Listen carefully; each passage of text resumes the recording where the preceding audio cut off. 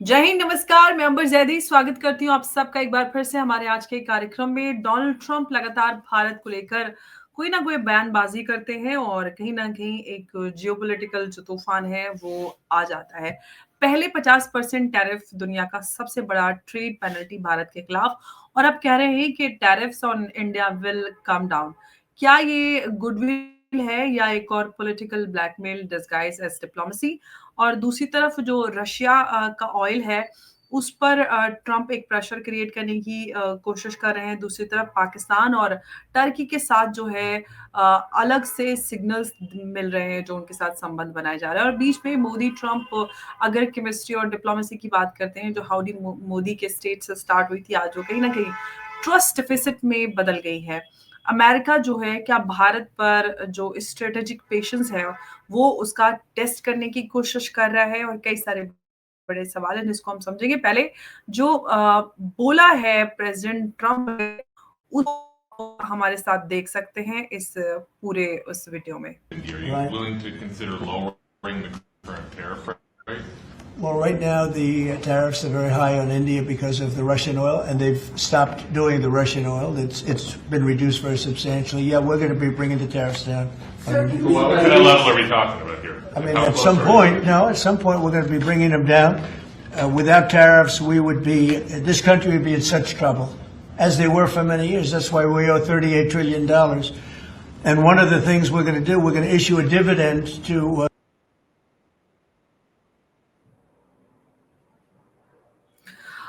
उमेश जी, आपने ये वीडियो देखा जिसमें आप देख सकते हैं कि किस तरह से प्रेसिडेंट ट्रंप हैं, वो भारत को लेकर बात कर रहे हैं, जो प्रेस ने उनसे सवाल किया। कैसे आप देख रहे हैं उनके इस स्टेटमेंट को? क्या इसमें छुपा है? कैसे इसको समझ पा रहे हैं कि एक तरफ तो ट्रंप जो है रशियन ऑयल को लेकर प्रेशर बना रहे हैं, जो इसमें साफ नजर आ रहा है। दूसरी तरफ जो टर्की और पाकिस्तान है, उनके साथ जो संबंध है उससे अलग सिग्नल्स मिल रहे हैं। तो ये जो ट्रम्प का यू टर्न है, वो वाकई में एक गुडविल जेस्चर है, या फिर भारत और रशिया को एक दूसरे से कहीं ना कहीं जो खींचने की जो टैक्टिकल जो चाल कह सकते हैं, या फिर प्रेशर? देखिए, पिछले 1 महीने में ये तीसरी बार हुआ है कि ट्रंप और ट्रंप एडमिनिस्ट्रेशन के अंदर बात हुई है कि हम भारत के साथ ट्रेड डील करने वाले हैं। पहले मुझे याद है कि बताया गया था कि 15 या 16 अक्टूबर को ये न्यूज़ आई थी, जिसमें टैरिफ 15 से 16% करने का बोला गया था। भारत अमेरिकन क्रूड लेगा और भारत ने वो कर भी दिया है। और कहीं न कहीं बताया गया था कि कॉर्न और मेज़ देने वाले हैं, जिसको एथेनॉल ब्लेंडिंग के लिए यूज़ किया जाएगा।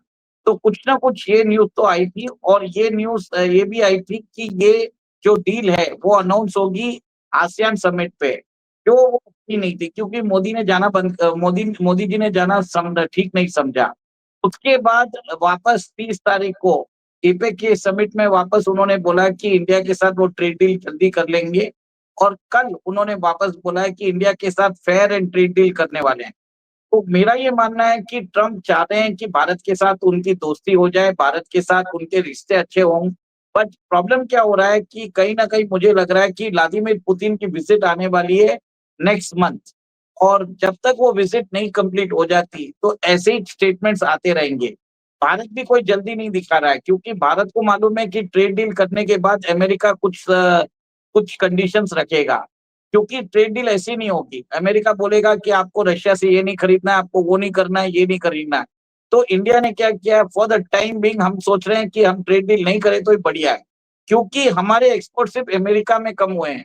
बाकी आप जो डेटा आया है, हमारा ट्रेड जो है बाकी कंट्रीज़ के साथ बढ़ रहा है। जो ट्रेड डाइवर्सिफिकेशन किया, फ्री ट्रेड एग्रीमेंट कर रहे हैं, तो कहीं न कहीं अमेरिका से ट्रेड डील ना करने से हमको एक तरह से फ़ायदा होगा, हमारे पास ऑटोनॉमी होगी। और भारत शायद ट्रेड डील कर लेगा after the visit of Russian president, क्योंकि रशियन प्रेसिडेंट जब आएँगे, भारत को सुखोई 57 देने को तैयार है, फिर बाद में ये S-500 मिसाइल डिफेंस सिस्टम देने को तैयार है, ब्रह्मोस 2 की बात हो रही है, फिर आर्माडा टैंक्स की बात हो रही है, न्यूक्लियर कोऑपरेशन की बात हो रही है, स्मॉल मीडियम रिएक्टर्स की बात हो रही है, फिर भारत रशिया के अंदर फर्टिलाइज़र प्लांट लगाने वाला है। भारत को रशिया इनवाइट कर रहा है आर्कटिक के अंदर जॉइंट एक्सप्लोरेशन के लिए, और नॉर्दर्न सी रूट है उसको नेविगेशनल बनाने के लिए। 1 मिलियन इंडियंस को रशिया बोल रहा है कि आप मेरे पास भेजो। भारत और रशिया के बीच में जो पेमेंट सिस्टम है उसका भी इंटरलिंकिंग हो सकता है। बहुत सारे जो करार है, मसले हैं, एक तरह से पाइपलाइन में है। अब भारत ने एक तरह से डील छोड़ दी है। डोनाल्ड ट्रम्प चाहते हैं कि ट्रेड डील हो जाए, भारत बोल रहा है छोड़ देते हैं, थोड़ा तुमको और भी सताते हैं, तुमने ऑलरेडी हम पे 4-5 महीने सैंक्शन लगाए, 1 महीना और वेट कर लो। सो ये मुझे इसमें ये समझ में आ रहा है, जो अभी डिले हो रहा है, ये भारत के थ्रू हो रहा है, भारत की तरफ से हो रहा है। और अमेरिका एक तरह से भारत से ट्रेड डील जल्दी करना चाहता है और वो कंडीशंस रखेगा। तो भारत एक तरह से अपनी मर्जी से, अपनी शर्तों पे ट्रेड डील करेगा, अमेरिका के हिसाब से नहीं करेगा। यहाँ अंबर पर जी, आप क्या सवाल बात ये बोलना है कि जी, यहाँ पर चाहेंगे? सवाल ये है कि जो 50% से जो टैरिफ है उसको डाउन करने की बात जो है वो प्रेज़िडेंट ट्रम्प कर रहे हैं। तो क्या इसका मतलब ये है कि जो प्रेज़िडेंट ट्रम्प है वो अपनी गलती सुधार रहे हैं या फिर एक नई डील के लिए प्रेशर टैक्टिक है ये? देखिए, मेरा ये मानना है कि डोनाल्ड ट्रम्प जो है, वो भारत को एक तरह से वो समझ चुके हैं कि प्रधानमंत्री मोदी जी ऐसे मानेंगे नहीं, क्योंकि 4 बार उन्होंने उनका इन्विटेशन एक तरह से ठुकरा दिया है।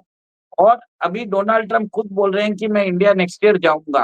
अब भारत उनको नहीं बुला रहा है, ये खुद आना चाहते हैं और वो चाहते हैं कि मोदी जी उनको बुलाएँ पब्लिकली।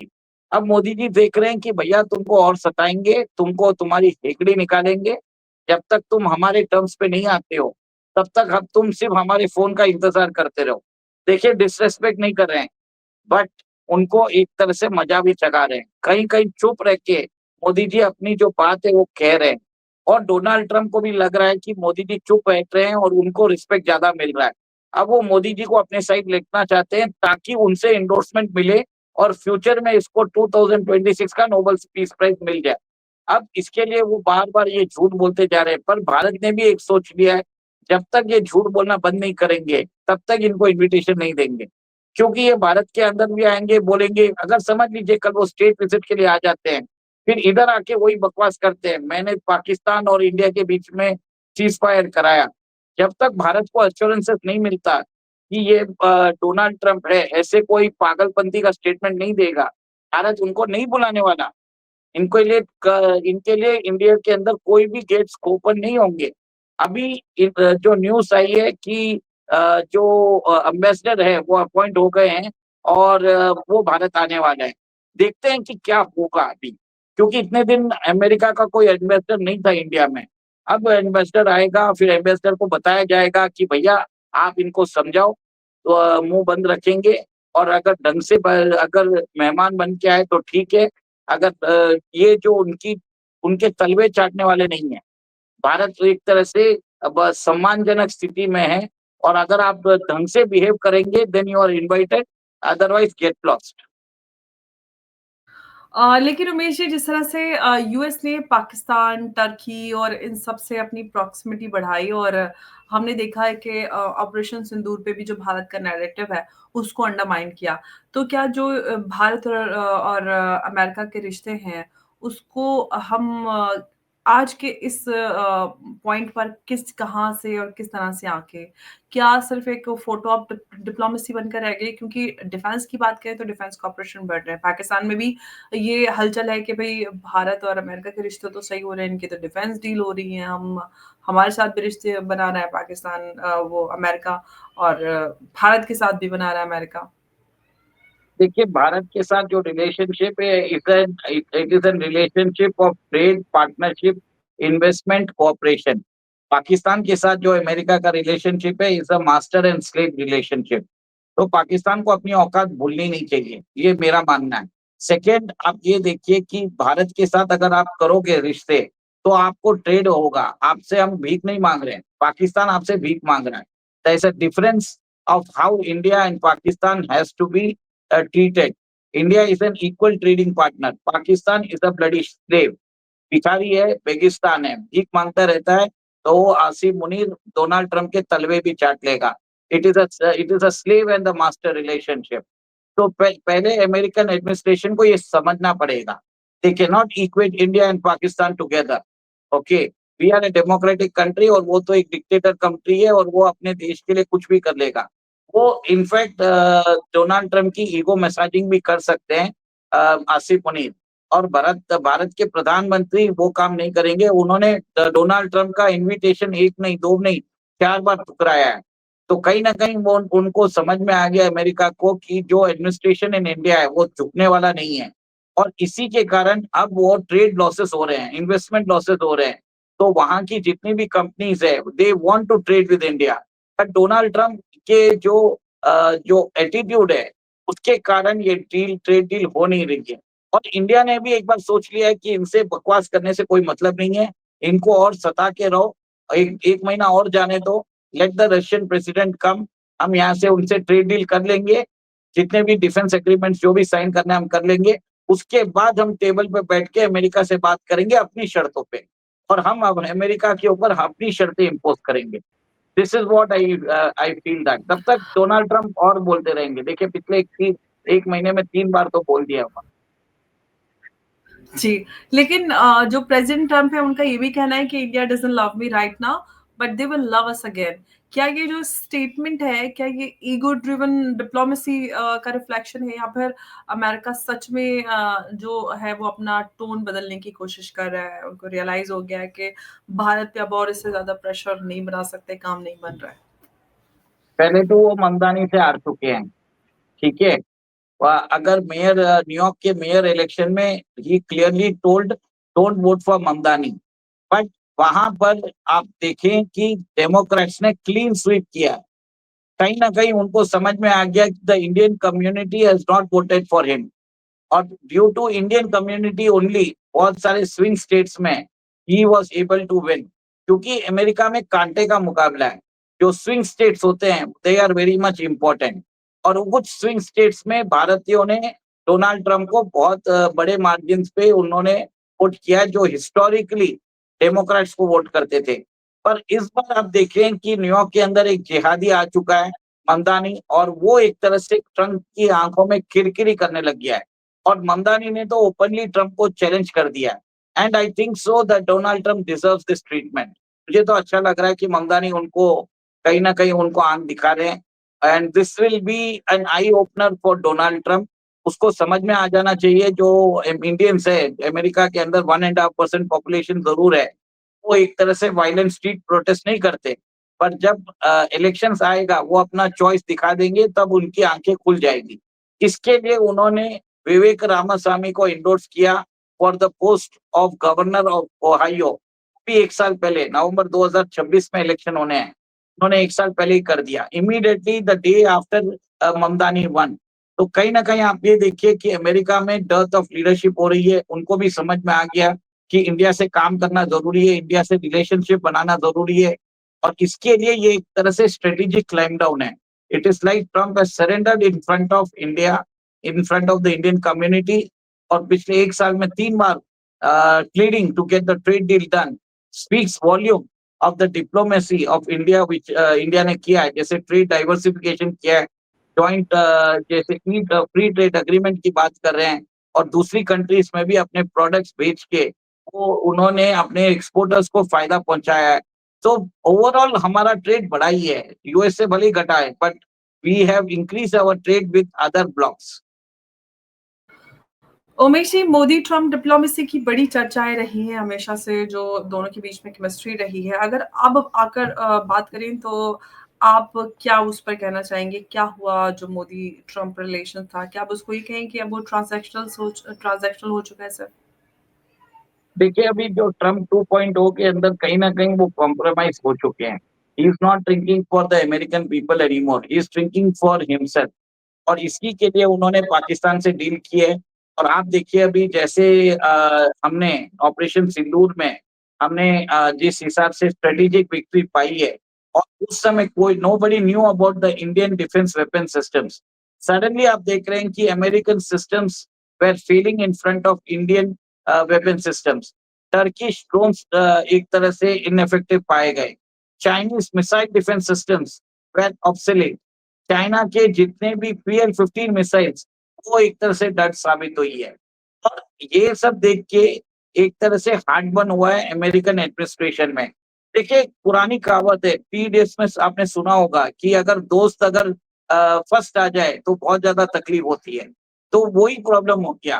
मोदी और ट्रम्प के बीच में यही हो गया कि भैया ये इंडिया इतना आगे कैसे बढ़ गया?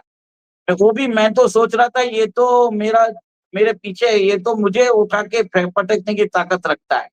उसके बाद उनके अंदर एक चेंज आया जो वो भारत को सब्जुगेट करने की कोशिश कर रहे थे।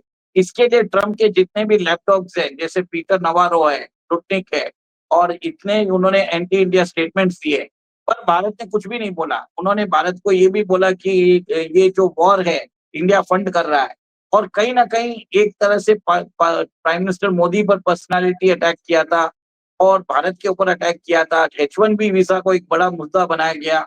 यूएस में एंटी इंडिया सेंटिमेंट्स किए गए, तो उनको पॉलिटिकली डैमेज हुआ है। डोनाल्ड ट्रम्प की जो पर्सनल पॉपुलैरिटी है, it is at all time low 37%। कभी नहीं हुआ है सिटिंग यूएस प्रेसिडेंट 1 ईयर तो हनीमून टाइम होता है उनका कोई भी प्रेसिडेंट का। और उनके जो टैरिफ के जो उन्होंने टैरिफ लगाई थी एंटायर वर्ल्ड के ऊपर, कहीं न कहीं अमर जी उससे आप ये देखिए कि अमेरिका के अंदर इन्फ्लेशन बढ़ा है और उसी इन्फ्लेशन को कम करने के लिए उन्होंने अनाउंस भी किया था कि $2000 वो एक तरह से वन टाइम ट्रांसफर करने वाले हैं, एज़ अ डिविडेंड डिस्ट्रीब्यूशन कुछ ना कुछ नाम बोल रहे थे। बट इन सिंपल चीज़ है $850 बिलियन छाप के वो अमेरिकन सिटिज़न्स को देने वाले हैं। लेकिन उमेश जी, अब सवाल ये है कि जो अमेरिका को लेकर अगर हम भारत की बात करें, जिस तरह से भारत ने अमेरिका के किसी भी प्रेशर में ना आकर अपना जो ऑटोनॉमस या फिर कहें कि एक स्ट्रेटेजिक पाथ अपना लिया है और जिस तरह से एक पूरी दुनिया में एक मिसाल कायम की है। अगर इसको हम बात करें तो क्या ये कह सकते हैं कि पूरी तरह से भारत ने क्लियर कर दिया है कि भारत जो है वो अमेरिका के किसी भी मूड स्विंग का, किसी भी प्रेशर का कोई भी उसको लेना-देना नहीं है। हम अपने नेशनल इंटरेस्ट में काम करेंगे और यहाँ से सारी चीज़ें क्लियर भारत ने कर दी हैं। देखिए, भारत का डे 1 से वही काम था कि हमने यूएस के सामने कभी भी अ, ग घुटने नहीं डाले। इनफैक्ट आपको ध्यान होगा 2009 में सिविलियन न्यूक्लियर डील हुई थी, पर वो डील अभी तक टेक ऑफ क्यों नहीं हो गई? क्योंकि भारत ने बोल दिया था जो सिविल न्यूक्लियर लायबिलिटी है उसका जो खामियाजा है, it will have to be borne by the suppliers and not the operators. Suppliers कौन होने वाली थी? अमेरिकन कंपनी होने वाली थी। तो उन्होंने बोला कि कभी भी आपके सप्लाई किए गए कोई भी टेक्नोलॉजी या रिएक्टर्स अगर रेडिएशन हो जाए और उसका जो डैमेजेस है, वो अमेरिका को देना पड़ेगा। अमेरिका बोला हम नहीं देंगे, हम तो सिर्फ बेच के चले जाएँगे। तो भारत ने वो एग्रीमेंट भले ही साइन हो गया, पर वो सेफ्टी क्लॉज़ के कारण आज तक हम उस एग्रीमेंट को ऑपरेशनलाइज़ नहीं कर पाए। और वही वहाँ पर आप देखिए कि रशिया ने हमको आके बोल दिया है कि हमारे जो रिएक्टर्स हैं, उसकी गारंटी हम दे रहे हैं। इसके लिए आप देखिए कि कूडम-कुलम में हम अभी 3-4 रिएक्टर और लगाने वाले हैं और रशिया हमको स्मॉल मीडियम रिएक्टर की टेक्नोलॉजी भी दे रहा है। तो ये जो न्यूक्लियर टेक्नोलॉजी और कोऑपरेशन है, तो सब लोगों को लगता है कि ऑयल और defence will be the hallmark of India Russia relationship. और जो असली जो काम हो रहा है, it is under the India Russia nuclear partnership. वो एक तरह से भारत परस्यू कर रहा है और इसी के कारण अमेरिका नहीं चाहता कि भारत और रशिया के बीच में कोई एक तरह से पार्टनरशिप हो। इसके लिए वो ट्रेड डील साइन करना चाहता है, भारत को बाँधना चाहता है कि वो रशिया से ज़्यादा कोई एग्रीमेंट साइन ना कर सके।